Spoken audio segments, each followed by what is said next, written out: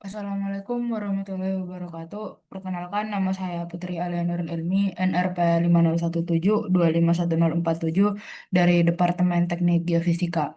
Video ini dibuat dengan tujuan untuk menjelaskan bab ke-13 dari buku Physical Geology, Earth Revealed. Kalau begitu, langsung saja saya jelaskan. Jadi, bab ke-13 itu membahas tentang mass wasting. Nah, eh,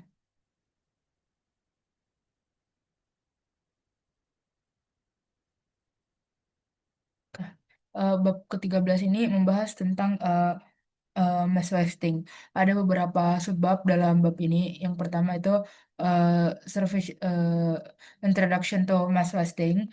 Yang kedua itu classification of mass wasting. Itu ada tiga: rate of movement, type of berdasarkan tiga jenis. Yang pertama itu rate of movement, kedua type of material, ketiga itu type of movement. Kemudian controlling factors in mass wasting. Itu ada tiga: gravity, air, sama mekanisme yang men-trigger terjadinya mass wasting. Kemudian common type of mass wasting, yang pertama itu ada creep, kedua itu ada flow, ketiga itu ada rock falls and rock slides. Kemudian ada underwater landslide. Kemudian bagaimana caranya untuk mencegah longsor. Di sini eh, ada dua: mencegah eh, longsor tanah dan mencegah rock falls dan rock slides di jalan tol atau highway. Nah, pertama, eh, pengenalan ke mass wasting. Nah, mass wasting itu adalah eh, pergerakan bedrock, rock debris eh, atau soil eh, ke bawah ke bawah dalam jumlah jumlah yang dalam jumlah eh, yang yang banyak. Nah, eh, ini terjadi karena adanya gravitasi. Karena kita udah tahu kalau gravitasi itu kayak misalnya saya punya koin nih, ini koin saya turun ke bawah itu kan karena ada yang namanya gravitasi. Nah, ini yang menyebabkan terjadinya mass wasting. Nah, eh, mass wasting itu ada beberapa contohnya. Yang pertama itu misal mass wasting yang kayak lama banget terjadi, yang kayak kita tuh nanti notisnya bertahun-tahun baru kayak kita sadar, oh iya ini tuh tanahnya bergerak, itu namanya creep. Kemudian ada juga yang lebih eh, yang pergerakannya tuh cepat, itu kayak landslides. Nah, eh, eh, orang kan biasanya bilang mass wasting itu sebagai longsor kan, kayak landslides. Tapi sebenarnya mass wasting itu lebih daripada longsor. Ada beberapa terms atau kayak penjelasan lain tentang mass wasting, itu contohnya seperti earth flow dan eh, rock slides. Itu lebih itu menjelaskan yang dimaksud terjadi mass wasting itu apa. Karena kalau dibilang longsor doang kan kita nggak tahu ini longsor apa, longsor tanah kah, longsor clay kah, atau kayak longsor batuan gitu. Nah, eh, di US sendiri mass wasting landslides ini itu membunuh paling banyak orang dibanding dengan bencana geologi lain, bencana geologi lain di combine. Jadi terus selain itu landslides juga merupakan salah satu bencana geologi paling mahal karena yang dirusak itu banyak banget. Nah, eh, kalau gitu lanjut aja. Yang pertama itu di sini ada classification of rock slides. Oh iya, sebelum itu ada di tabel 13.1. Di tabel 13.1 ini adalah types of mass wasting. Itu berdasarkan kayak waktunya. Di sini tuh ada paling lambat, kemudian ini paling lambat dan paling cepat, ini tengah-tengah. Eh, Type of movementnya itu yang paling lambat itu 1 cm per tahun, kemudian di atasnya itu ada 1 km per jam, kemudian di atasnya itu 1,5 km per jam, yang paling cepat itu lebih dari 4 km per jam. Nah, yang paling lambat 1 cm doang per tahun itu namanya creep. Kemudian yang kayak 1 milimeter per hari atau 1 km per jam itu namanya earth flow. Kalau 1 sampai 5 km per jam itu namanya mud flow. Dan kalau 4 km itu debris atau rock eh, ab- eh, atau kayak longsor longsor batu gitu. Nah, yang tengah-tengah ini merupakan debris flow. Nah, ya, kalau gitu langsung aja masuk ke classification of mass wasting. Jadi, mass wasting itu dikategorikan menjadi tiga. Yang pertama itu rate of movement, kedua itu type of material, dan yang ketiga itu type of movement. Yang pertama itu rate of material. Nah, rate of material itu eh, rate of material, rate of movement. Nah, rate of movement itu seperti yang saya jelaskan tadi, eh, itu ada yang mulai dari 1 cm per tahun, 1 km per jam, sampai satu sampai 5 km per jam, bahkan lebih dari 4 km per jam. Nah, ini yang membedakan eh, mass wasting. Yang kedua, type of material. Nah, mass wasting itu ada banyak jenisnya. Itu bisa aja dari debris, kemudian dari soil, kemudian dari mud, kemudian eh, dari mud, kemudian bisa juga dari batuan. Nah, eh, con- eh,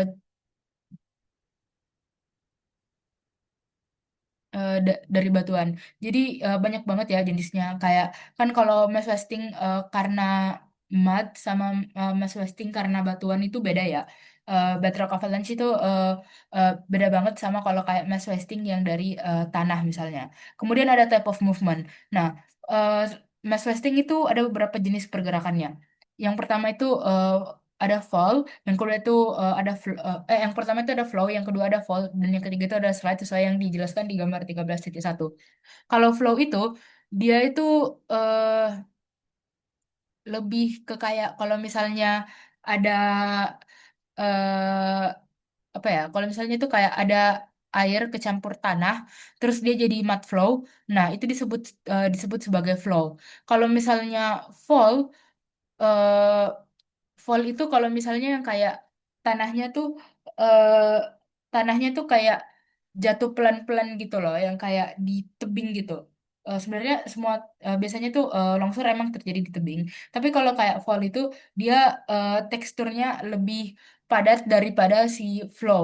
Kalau misalnya slide itu ada dua jenisnya. Yang pertama di sini dijelasin tentang translational slide. Translational slide itu kalau misalnya dia tuh kayak apa ya? Dia tuh kayak padatan gitu, padat kotak-kotak lebih padat dia jatuh ke bawah.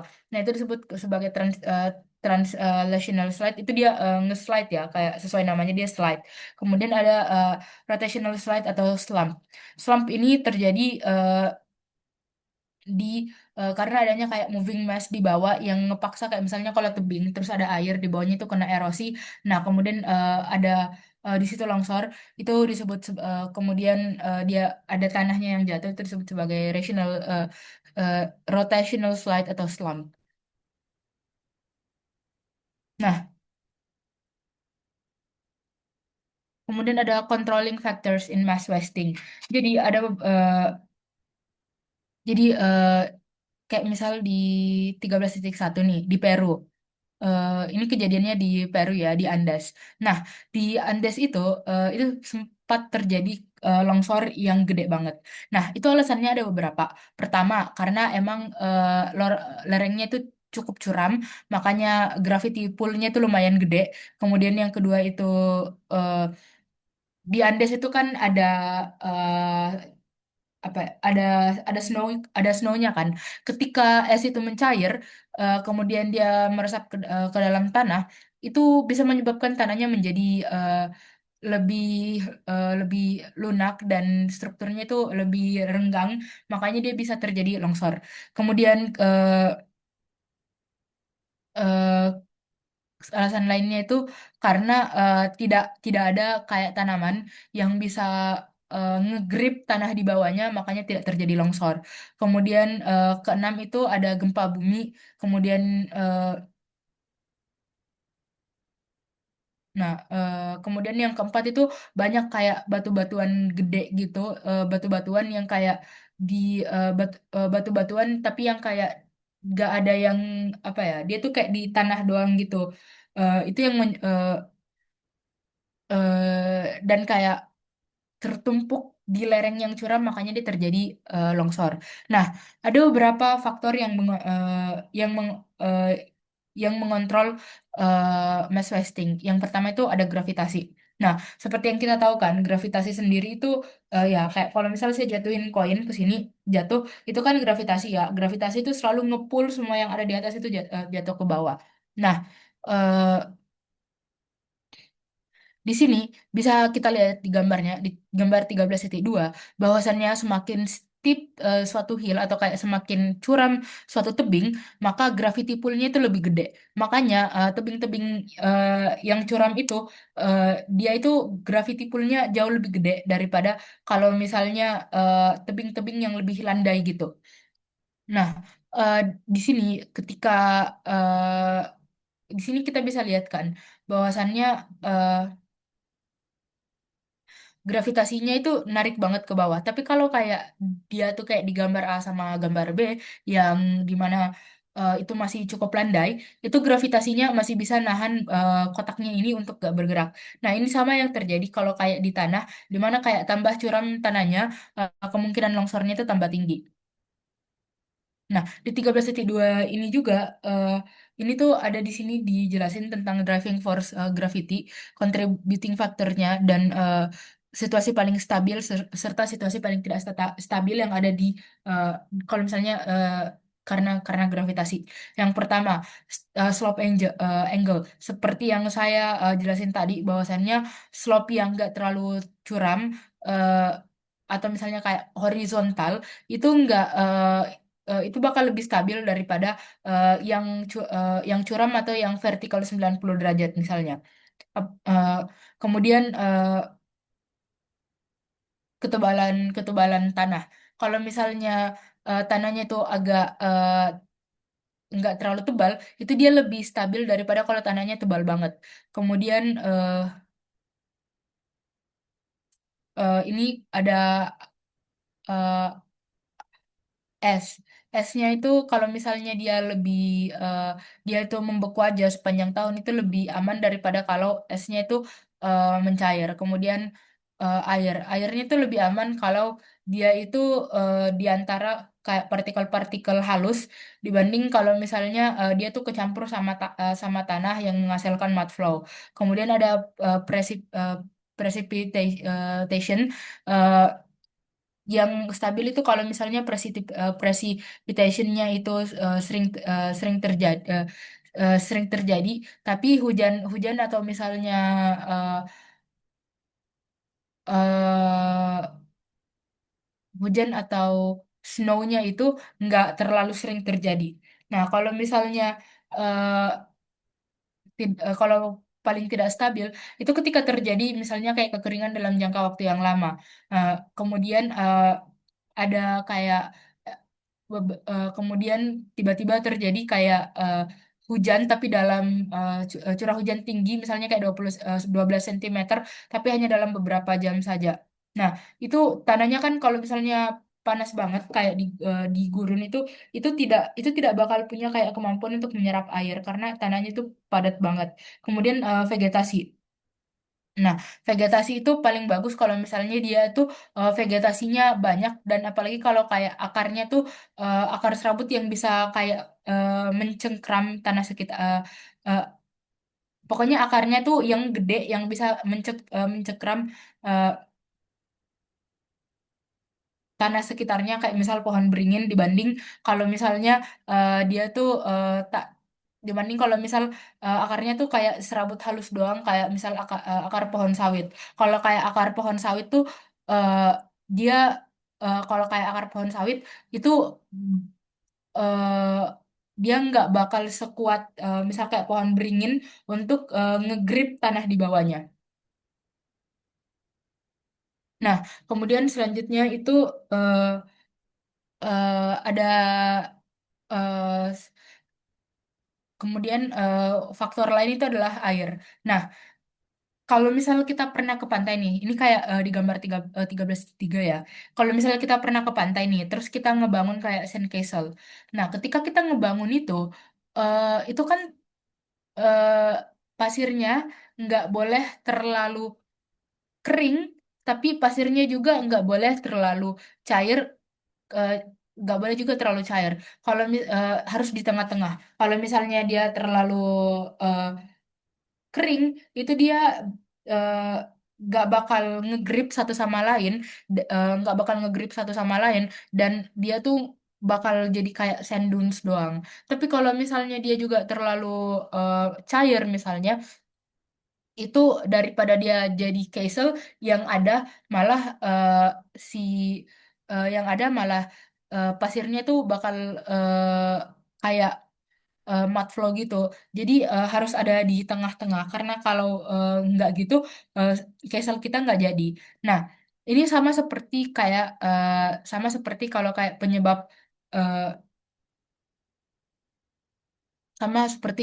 eh, penyebab longsor. Kalau misalnya airnya nggak ada, tanahnya nggak ada bisa ngegrip. Kalau misalnya airnya juga kebanyakan, jarak antara grainsnya, kayak sand grainsnya itu bakal terlalu jauh dan akhirnya nggak bakal bisa ngegrip satu sama lain. Harus ada kayak pasir yang cukup, air yang cukup untuk eh, tipis saja, tipis untuk bisa supaya antara satu butiran dan butiran lain itu bisa ngegrip. Nah, kemudian triggering mechanism atau kayak mekanisme yang bisa mempercepat terjadinya longsor ini. Nah, mekanisme itu ada beberapa. Yang pertama, yang udah jelas banget, earthquakes. Nah, earthquakes itu kan dia kalau misalnya terjadi earthquakes itu kan dia bakal menyebabkan kayak adanya getaran. Nah, kalau misal nih kayak kalau kita ke pantai terus kayak tanahnya tuh kalau misalnya kita nih taruh pasir di atas tangan kita. Terus habis itu ini deh, nggak usah pasir. Ini aja misal kayak botol vitamin saya. Kalau saya taruh di atas tangan saya, kalau saya taruh misalnya di atas HP saya, ini kan stabil. Tapi kalau misal HP saya goyangin, nah, ini ini bakal goyang kan dan bakal jatuh. Nah, ini sama seperti kalau misalnya longsor. Kalau longsor, eh, kalau misalnya terjadi kayak earthquakes, itu bakal goncangannya itu bakal menyebabkan tanah di bawahnya itu untuk akhirnya kayak kegoncang juga dan akhirnya jatuh sebagai mass wasting atau kayak longsor gitu. Nah, kedua yang bisa men-trigger eh, penambahan berat terutama di bagian atas tebing. Nah, eh, kan kita sendiri tahu bahwasannya yang kayak lagi ngetren sekarang, misalnya kayak di Batu. Di Batu tuh orang suka bangun villa tapi di atas tebing kan.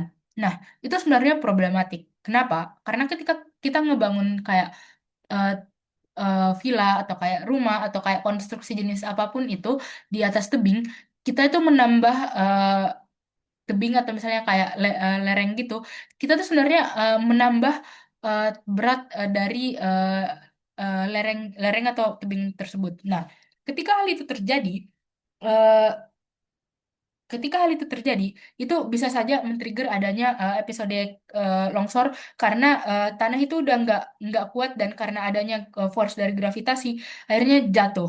Nah, yang ketiga itu undercutting dari slope bagian bawah. Nah, biasanya nih, kalau kalau misalnya orang ngebangun, itu biasanya kan bagian bawah dari si tebingnya itu dipotong kan, misal untuk bangun jalan, bagian bawah tebingnya itu dipotong. Nah, ketika bagian tersebut dipotong, akhirnya tebingnya nggak ada gripnya dan akhirnya bisa jatuh. Dan yang keempat itu heavy rainfall atau kayak hujan deras, ya itu sama aja sih karena air. Nah, kemudian oke.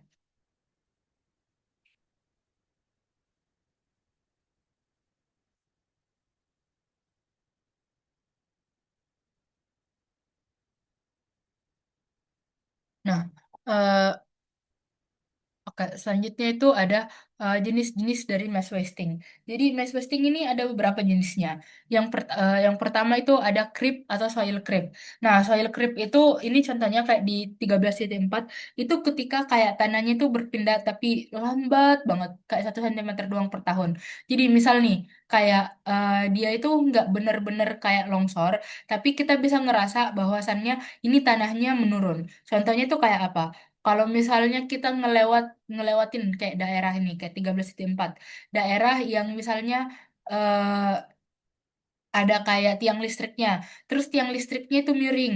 Nah, kalau misalnya tiang listriknya itu miring, itu berarti di daerah situ terjadi yang namanya creep, atau misalnya kayak ada dinding dari batu nih, terus kayak dindingnya itu kayak miring-miring gitu. Nah, itu artinya terjadi yang namanya uh, creep atau kayak pergeseran tanah, tapi uh, pit- uh, gesernya itu dikit banget kayak 1 cm doang per tahun. Nah, kemudian di 13.5, 13.5 ini bukti terjadinya eh, creep.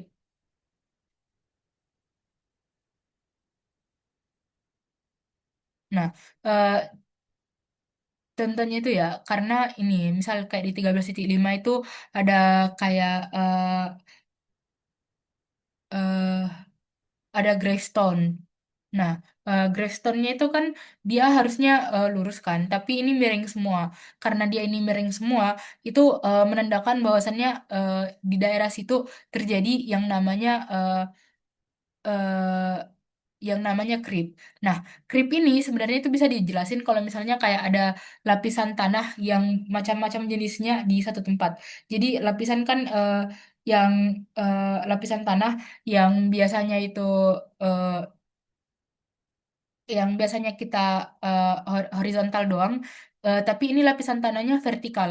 Jadi lapisan tanahnya tuh kayak gini. Nah, dia tuh lapisan tanahnya jadi lapis-lapis gitu. Jadi misal ini, terus ada lapisan berikutnya di sini, terus ada lapisan berikutnya lagi di sini. Nah, ketika terjadi yang kayak gini, kayak gini, nah, ketika terjadi ini tuh memungkinkan terjadinya pergeseran yang lambat banget kayak 1 cm doang per tahun dan menyebabkan creep. Nah, selain itu di yang bagian C ini contohnya kayak pohon ya. Ini pohonnya tuh sebenarnya tumbuhnya lurus, tapi karena tanahnya itu mengalami pergeseran dan pohon itu eh, mencari sumber matahari, akhirnya pohonnya itu tumbuhnya miring.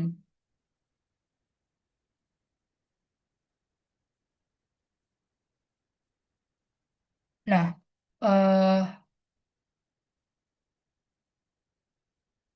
selanjutnya di eh,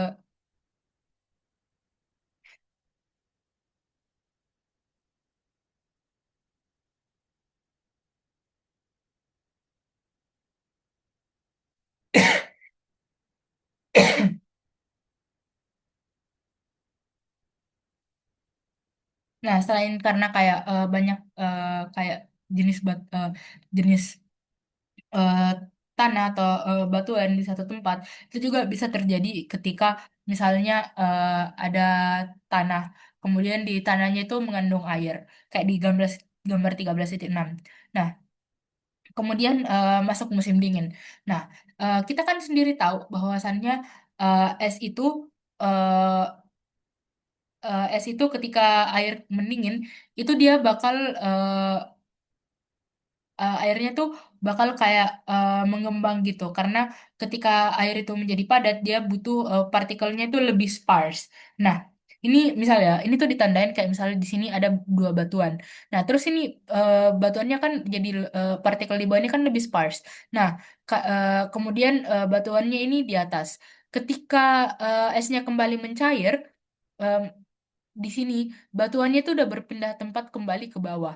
Nah, ini downslope movement dari tanah. Selanjutnya ada flow. Flow itu ketika kalau yang tadi si creep itu lambat, kalau flow ini dia lumayan cepat. Nah, dia ini kayak suatu kayak mass yang ber eh, yang ber eh, yang bergerak. Nah, jenis pertama ada yang namanya earth flow. earth flow itu adalah ketika kayak cairan, eh, bukan kayak kayak misal kayak campuran dari tanah dan air itu eh, itu misal tanah sama air gabung terus dia turun. Nah, eh, terus dia turun jadi kayak lumpur gitu. Itu namanya earth flow. Ini kayak di gambar 13.7. Nah,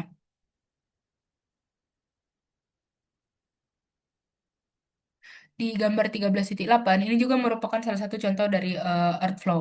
Jadi di sini merupakan di bagian A ini sliding. Jadi dia tuh kayak lebih padat daripada kalau kayak longsor yang cair banget. Dia tuh masih padat kayak di sini tuh kalau kayak kita lihat ya, contohnya tuh yang di B.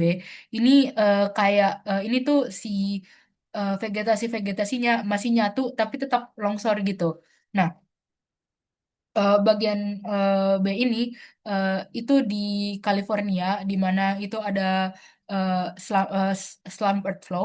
Kemudian yang bagian C ini adalah slump earth flow tapi yang disebabkan karena hujan deras eh, eh, di Conchilla. Nah, jadi banyak ya yang bisa men-trigger hal ini terjadi. Nah, selanjutnya itu adalah soliflocation dan permafrost. Soliflocation itu adalah eh, ada eh, adalah aliran air yang udah bercampur sama tanah di antara material yang tidak permeable atau kayak tidak bisa menyerap. Nah, contohnya itu kayak di 13.9. Nah, ini solidification-nya itu terjadi karena adanya thawing dari es yang ada di permukaan permukaan. Nah, bisa kita lihat di sini kan ketika dia eh, di winter atau di musim dingin, ini tuh nggak ada gerakan. Kemudian masuk ke musim panas, yang bagian atas itu yang bagian yang kena zona yang mencair eh, sepanjang sepanjang zona yang mencair.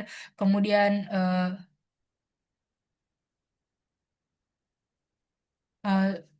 eh, yang mencair, kemudian dia bercampur sama air karena dia itu mencair ketika eh, panas, kemudian di bawahnya itu ada permafrost. Eh, Permafrost itu di sini nggak ada penjelasannya, tapi permafrost itu kayak eh, lapisan lapisan eh, es yang eh, udah membeku selama bertahun-tahun dan nggak pernah mencair. Nah, ini tuh dia kuat banget, dia kayak semen dan ini tuh menyerap air. Nah, karena di sini permafrostnya eh, nggak bisa menyerap air, akhirnya solidification-nya itu terjadi dan ini tanahnya semua turun ke bawah. Nah, ini tuh akhirnya jadi masalah yang bikin repot banget karena contohnya ya, kayak Alaska, eh, Alaska itu bawahnya itu full isinya sama permafrost doang. Akhirnya ketika ini contohnya di gambar 13.10 dilakukan kayak pembangunan railway di Alaska, ini tidak bisa 100% terjadi karena eh, tanahnya tuh geser-geser mulu dan tiap tahun harus diperbaiki dan akhirnya jadi mahal banget. Nah, eh, makanya ini sebenarnya kayak si eh, solidification itu menjadi hal yang benar-benar buat repot. Nah, eh, tipe selanjutnya itu ada debris flow. Nah, debris flow ini terjadi ketika tanah eh, yang jatuh eh, itu banyak mengandung material kasar kayak batuan kecil-kecil, gravel, atau kayak boulders. Nah, ketika itu terjadi, itu disebut dengan nama debris flow. Contohnya ini ada di gambar 13.11. Nah, di gambar 13.11 ini merupakan eh, di La Conchilla landslide, di mana ini tanahnya ini banyak di mana tanahnya ini banyak terbentuk oleh kayak batu-batuan kecil tadi kayak gravel. Nah, ini disebut dengan nama debris flow.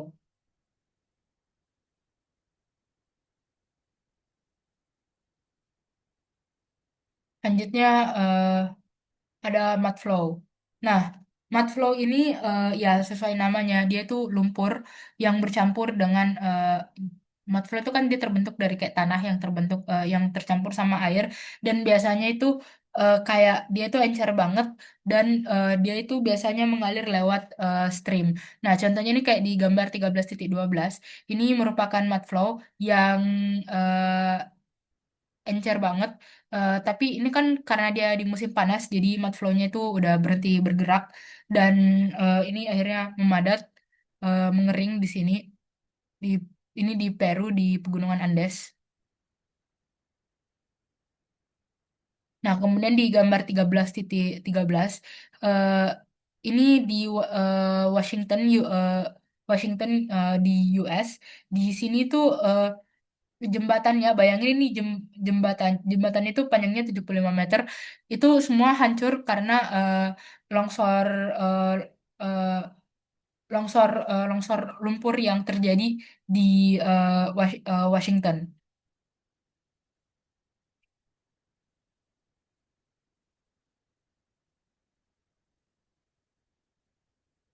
Selanjutnya adalah debris avalanche. Nah, debris avalanche ini em, merupakan pergerakan yang sangat cepat dari sebuah kayak mass atau debris dan air dan udara. Jadi ini kalau kayak ini paling lambat itu creep, paling cepat itu adalah si avalanche itu. Nah, eh, debris avalanche itu eh, ini nggak ada contohnya sih di sini. Tapi eh, dia itu eh, cepet banget dan itu kayak lebih dari 4 km per jam. Bisa sampai lebih dari 4 km per jam. Nah, selanjutnya selanjutnya kita bakal ngebahas tentang si debris avalanche ini. Ini kan tadi dia itu yang paling cepat kan. Kalau dari yang paling lambat dari creep sampai paling cepat itu si avalanche ini. Nah, eh, dia itu kecepatannya cepat banget dan ini sayangnya nggak ada gambarnya. Jadi saya lanjut aja. Eh, kemudian ini eh, sebab sebab berikutnya. Rock falls and rock slides.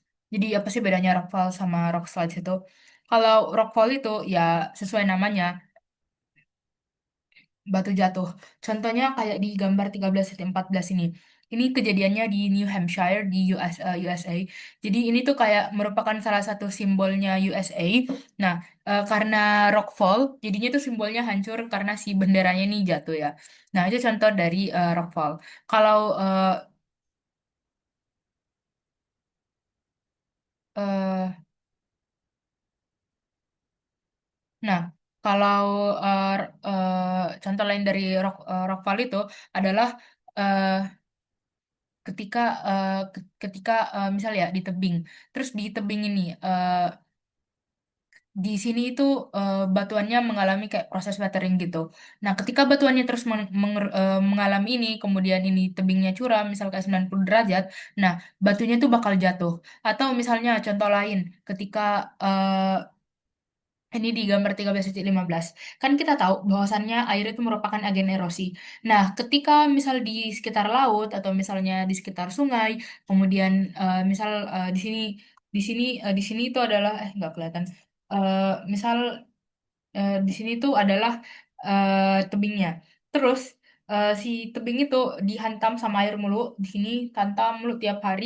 Nah, itu akhirnya kan bakal tererosi. Kemudian tebingnya itu bawahnya itu bakal hancur. Nah, karena tidak ada eh, nggak ada apa-apa buat ngegrip di bawah dan kemudian batuannya ini mengalami gaya gravitasi, akhirnya batuannya itu jatuh. Nah, eh, ini ini adalah contoh-contoh dari rockfall. Nah, rockfall, apalagi kalau kayak di pegunungan tinggi, itu kan biasanya kalau setelah jatuh nggak langsung berhenti di situ aja kan. Biasanya dia jatuh lagi, menggelinding, kemudian jadi kerikil-kerikil, kerikil yang sedang, kemudian jadi kerikil yang kecil.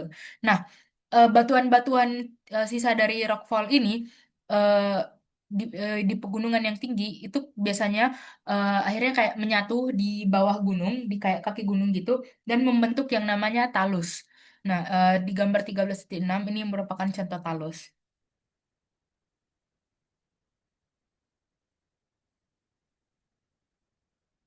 Nah, eh,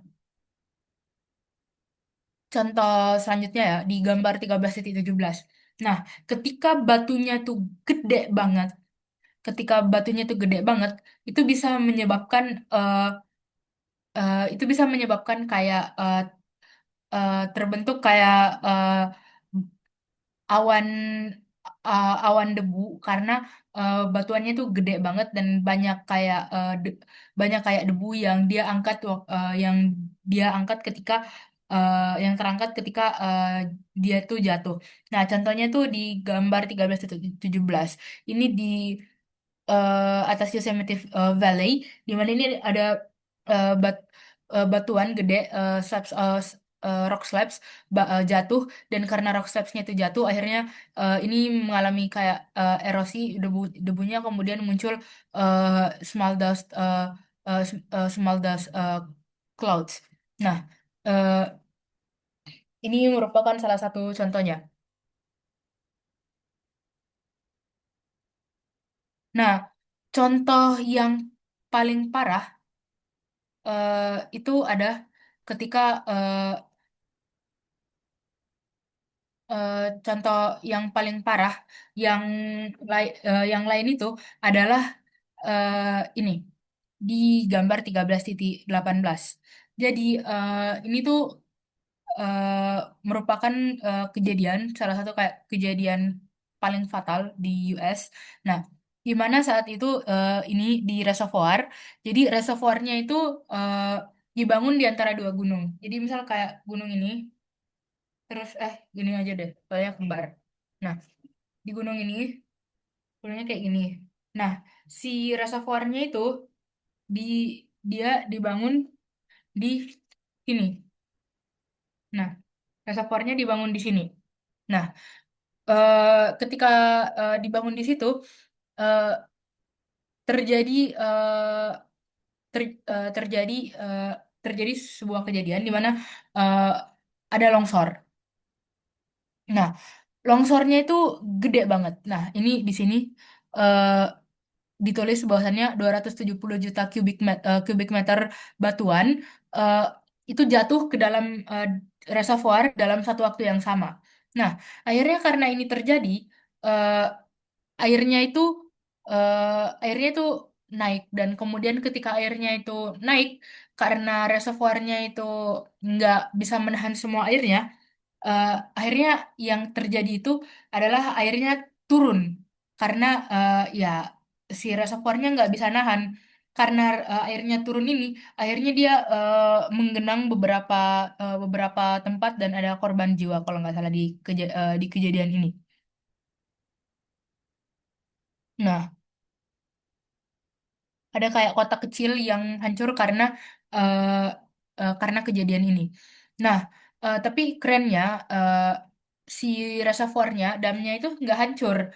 Eh, tapi rumah-rumah warga yang ada di bawah dam itu semuanya hancur. Nah, karena ini waktu itu kejadiannya dianggap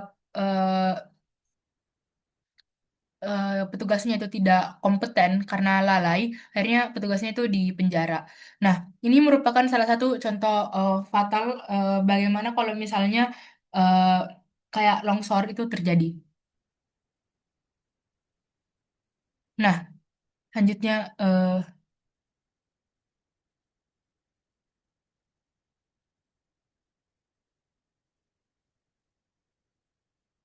nah, contoh lain itu adalah gambar 13.19.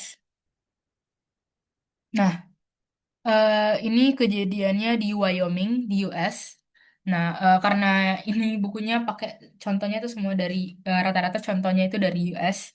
Nah, jadi waktu itu di Bukit, eh, kan tadi kita udah belajar bahwasannya eh, air itu merupakan salah satu hal yang dapat memicu eh, mass wasting karena ketika air itu menyerap itu akan membuat partikel-partikel itu jaraknya menjauh lebih sparse dan kemudian tidak sepadat itu dan akhirnya bisa terjadi mass wasting kayak longsor gitu. Nah, ini adalah contohnya. Jadi di di sini waktu itu terjadi hujan deras.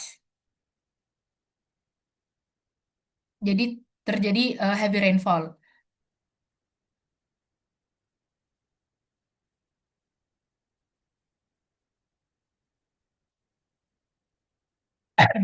Nah, ketika terjadi heavy rainfall ini, karena itu cepat banget ya terjadinya dan akhirnya di sini tuh ada layer dari shell di mana shell itu nggak terlalu bisa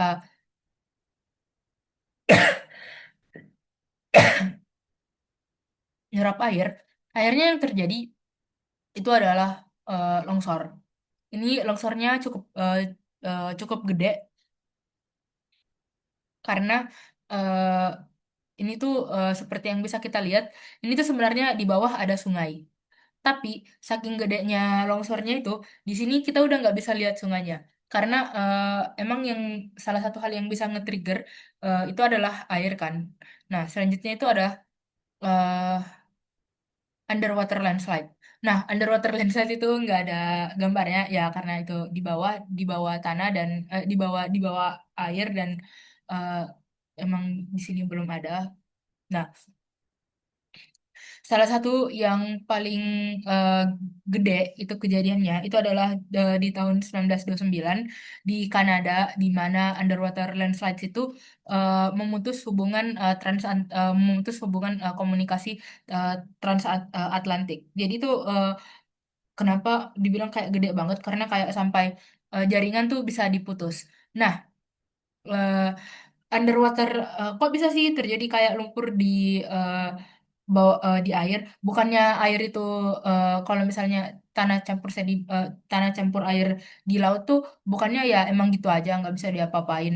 Nah gini kan di bab sebelumnya kita udah belajar bahwasannya ketika eh, ketika batas divergen membentuk, nah ketika ada batas divergen itu kan tambah lama tambah naik ya kan kita udah bahas bahwasannya itu oh, ya tambah lama ketinggiannya itu tambah naik.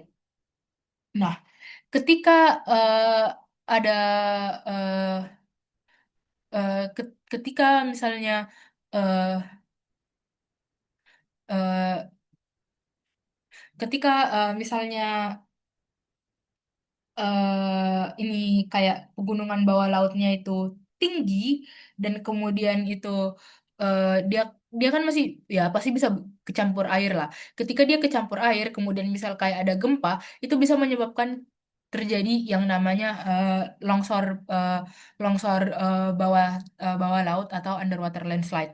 Nah, underwater underwater landslide ini salah satu yang paling gede diperkirain itu dulu pernah terjadi di prehistorik di Hawaii di mana itu gede saking gedenya akhirnya itu debris dari uh, landslide-nya itu kemana-mana jadi jauh banget jangkauannya.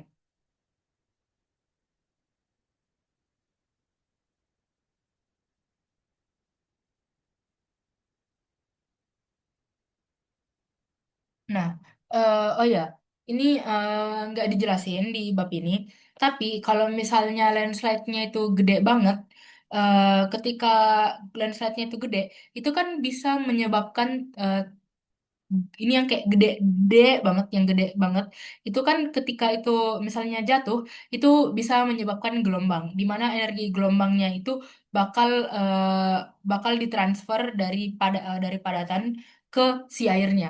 Nah, ketika ditransfer dari padatan ke air, itu bisa menyebabkan eh, tsunami terjadi. Jadi eh, saking saking gedenya si longsor laut ini bisa menyebabkan tsunami terjadi. Nah, lanjut ke bagian paling penting dari bab ini adalah how to prevent landslide. Di sini ini subbab ini subbab terakhir. Selain summary ya, ini adalah preventing landslide. Nah, yang pertama, preventing mass wasting of soil atau bagaimana cara kita menghentikan longsor longsor tanah.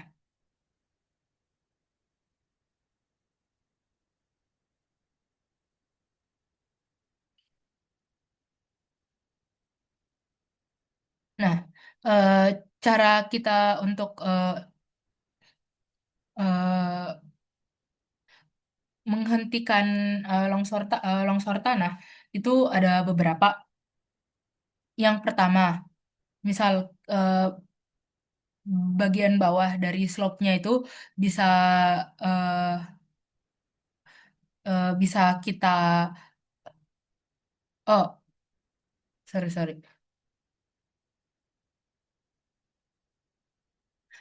Maaf tadi saya salah ngomong. Nah, di sini di gambar 13.2.20 ini menjelaskan kenapa eh, kayak mass wasting soil itu bisa terjadi.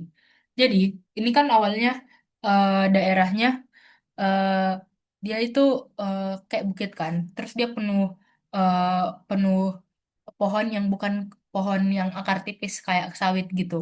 Nah, ketika ini terjadi, ini kita asumsi bahwasannya di bagian awal ini sebelum ada pembangunan, sebelum ada konstruksi, ini aman.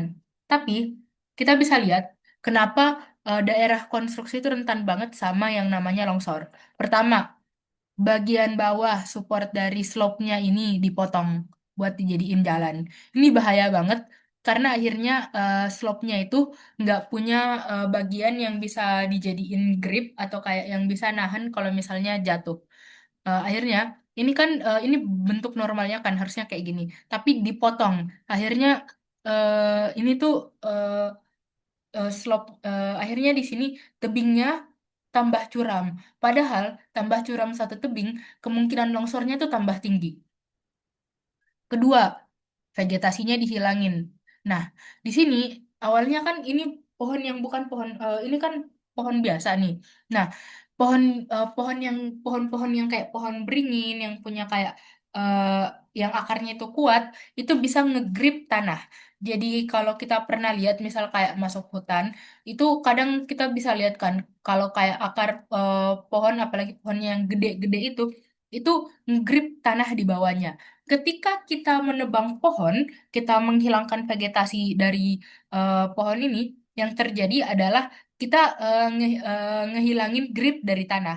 Jadi yang awalnya akar pohon itu bisa ngegrip tanahnya, karena kita ngehilangin vegetasinya, kita tebang semua vegetasinya, akhirnya gripnya hilang.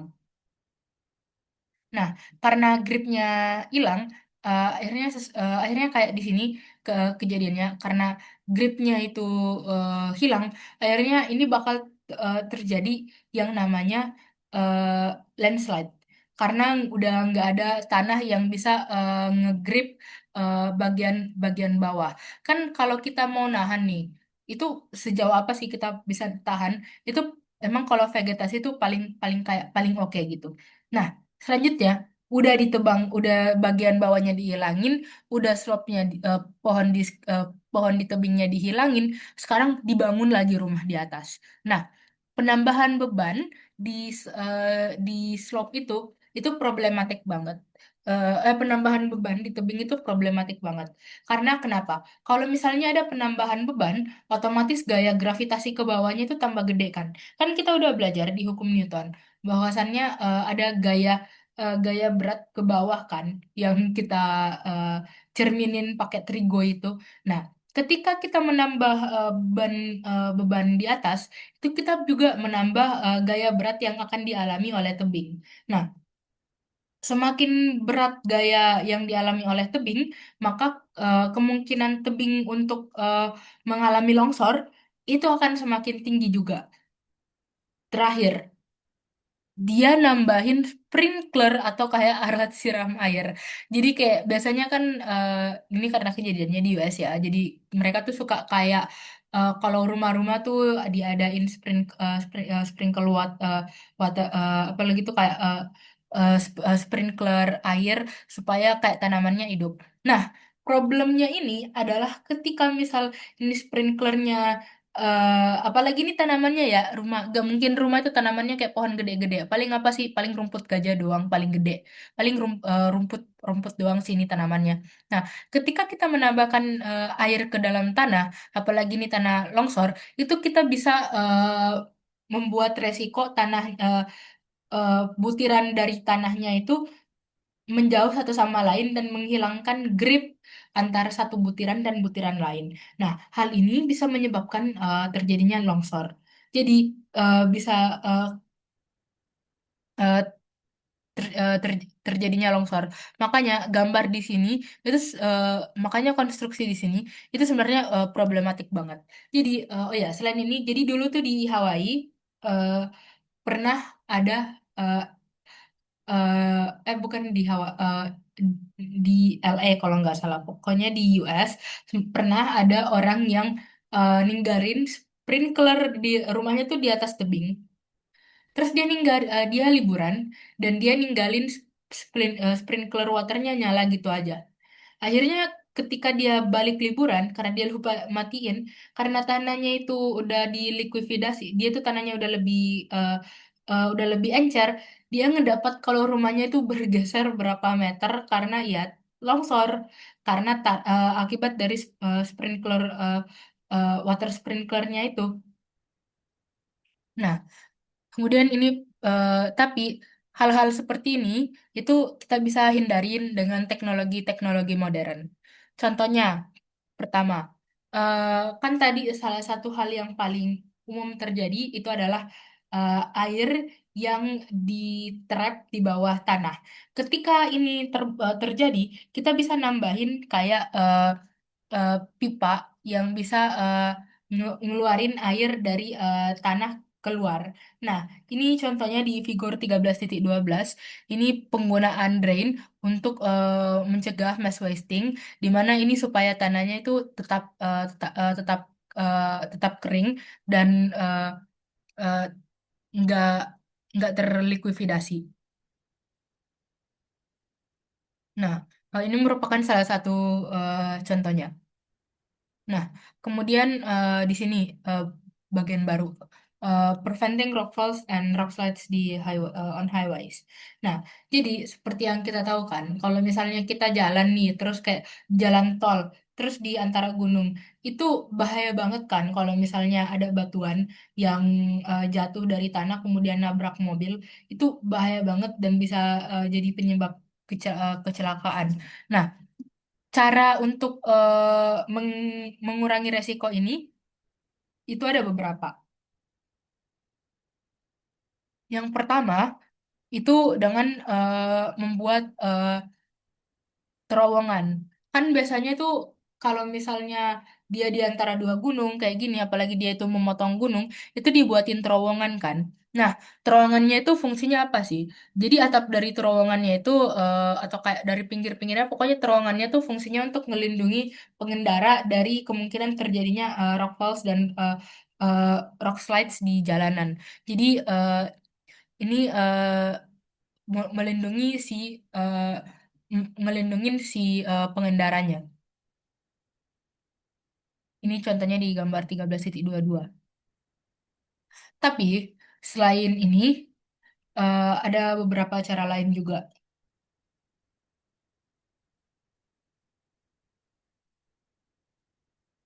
Contohnya di sini kan kita bisa lihat bahwasannya dia di gambar 13.23 itu kan dia kayak gini ya. Dia tuh kayak arah tanahnya tuh kayak gini.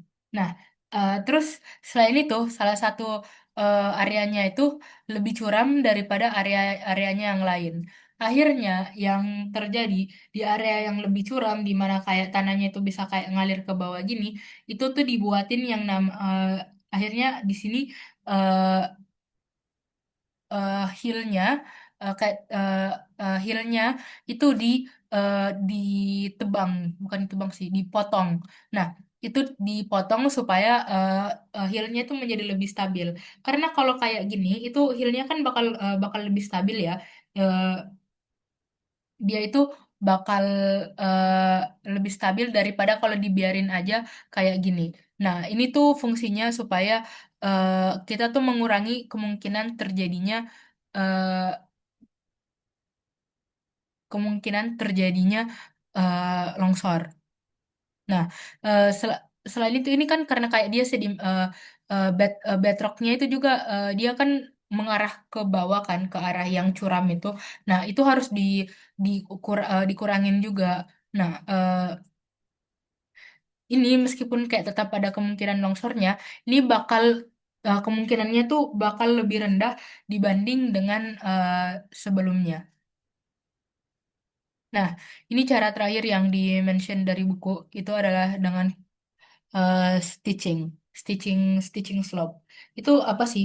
Jadi kan kita sendiri tahu bahwasannya banyak orang yang suka ngebangun rumah kayak di hill gitu kan. Nah, itu sebenarnya bahaya banget. Tapi itu bahayanya, kemungkinan bahayanya itu bisa kita kurangin dengan stitching. Jadi stitching itu gimana sih? Jadi stitching itu kan di sini si lerengnya itu ditebangkan supaya ada jalan. Nah, supaya si lerengnya itu nggak jatuh karena kita ambil support dari bagian bawahnya, kita itu lubangin tanahnya, terus tanam, eh, eh, kita lubangin batunya, terus kita tanamin steel plate. Gunanya si steel plate ini untuk ngejaga tanahnya, nge reinforce tanahnya di situ, batunya tuh di situ aja dan nggak jatuh ke bawah seperti di gambar 13.4 ini. Jadi ini pertama hole-nya itu di di drill, kemudian dimasukin eh, masukin eh, s- masukin kayak eh, eh, kabel-kabel baja, kemudian ditutup sama steel plate, sama jadi kayak nge-screw gitu. Terus ini tuh di bagian terakhirnya itu di tightening supaya dipadatin supaya ini nggak terjadi longsor. Ini gambar terakhir di bab 13. Oke. Sekian. Terima kasih penjelasan dari saya. Lebih dan kurangnya mohon dimaafkan. Wassalamualaikum warahmatullahi wabarakatuh. Terima kasih.